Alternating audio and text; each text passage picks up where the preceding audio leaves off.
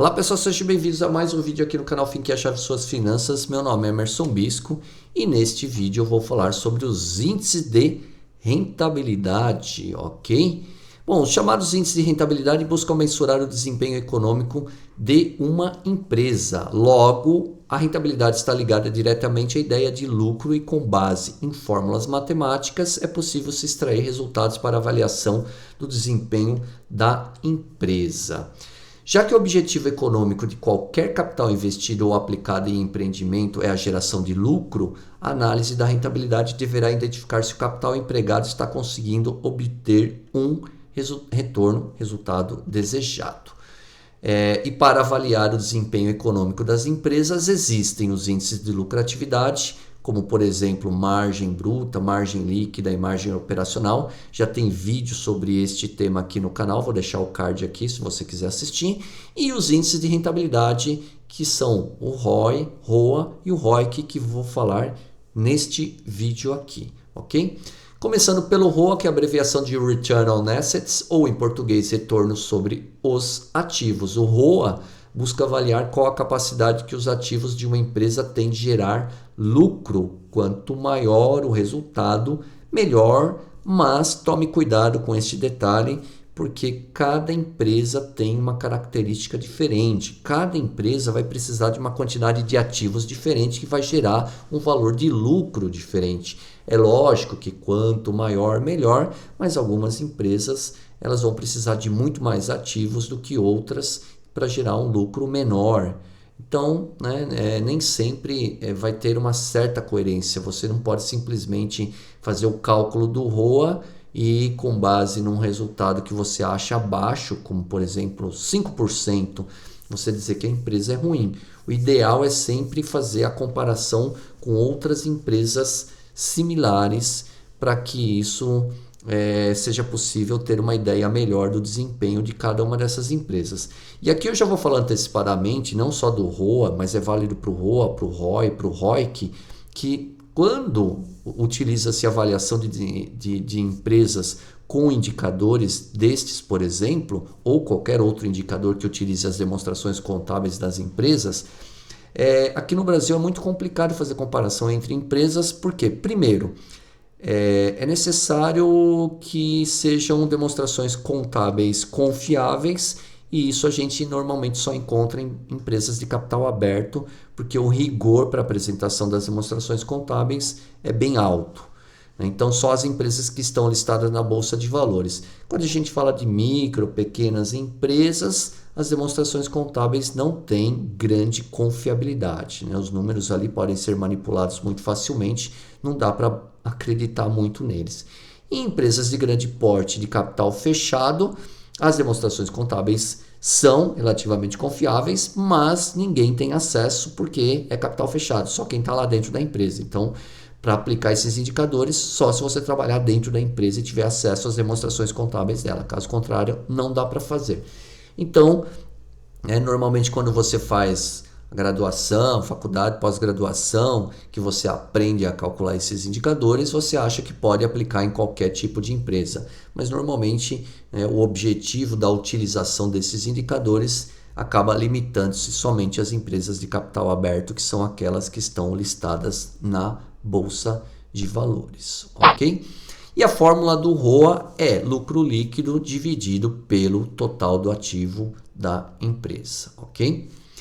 O segundo indicador é o ROI, Return on Equity, ou em português, retorno sobre o patrimônio líquido. O ROI busca avaliar qual a capacidade que o patrimônio líquido, que normalmente é interpretado como o dinheiro dos sócios acionistas da empresa, tem de gerar lucro, ou seja, obviamente que o resultado também, quanto maior, melhor, mas tem que tomar um pouco de cuidado também em avaliar este indicador, principalmente em empresas recém-chegadas na Bolsa de Valores, que fizeram seu IPO, que abriram seu capital, porque a entrada de uma grande quantidade de dinheiro distorce muito as demonstrações contábeis. Então, o valor do patrimônio líquido ele é encontrado pela diferença do total do ativo menos o passivo circulante menos o passivo não circulante.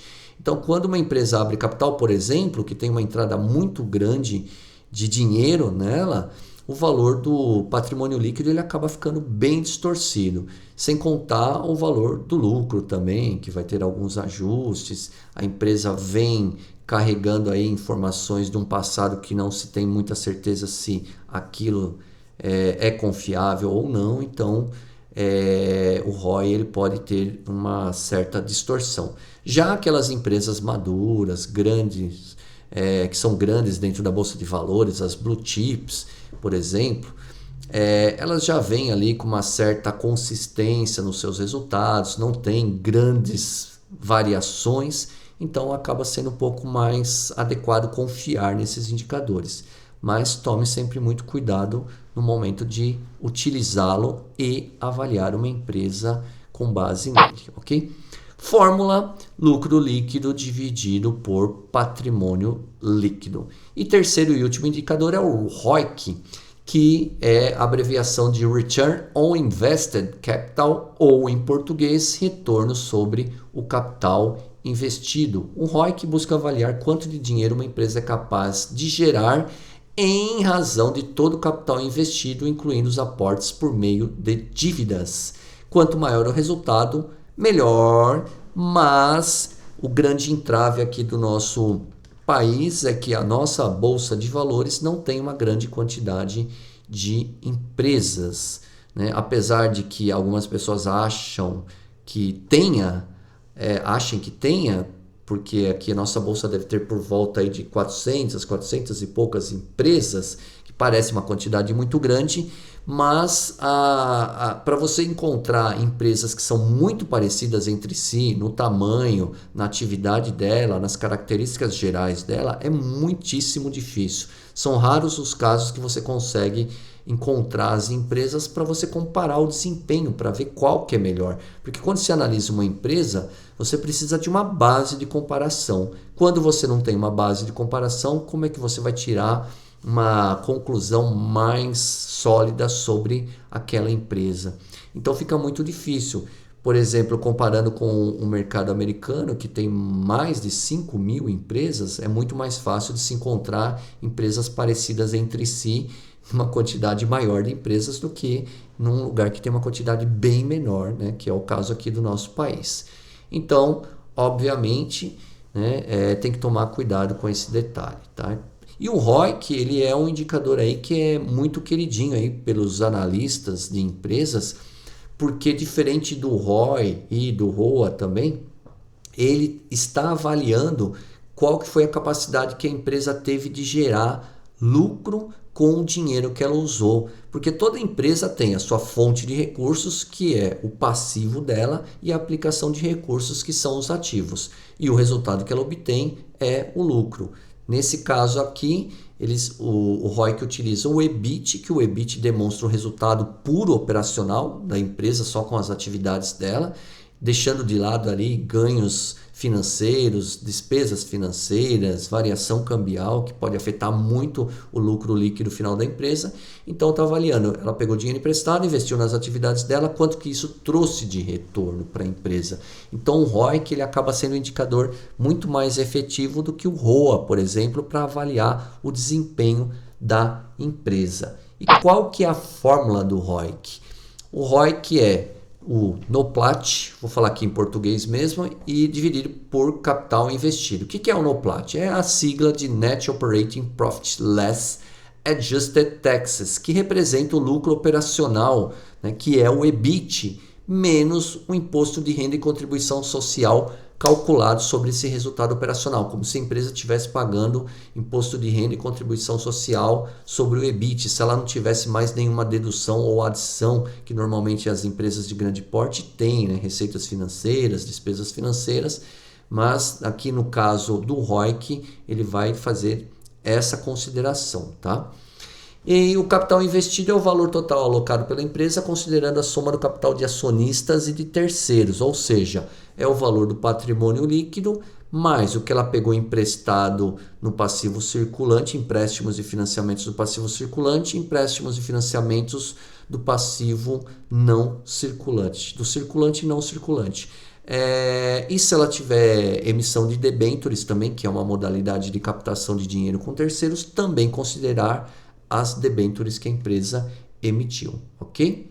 Agora, vou apresentar aqui um exemplo, calcular o ROI e o ROIC da empresa Lojas Renner, que eu já venho utilizando as demonstrações contábeis dela em todos os vídeos aqui de indicadores, de cálculo de indicadores, dos anos de 2016, 17, 18 e 19, e só lembrando que o balanço patrimonial e o DRE foram extraídos do site fundamentos.com.br.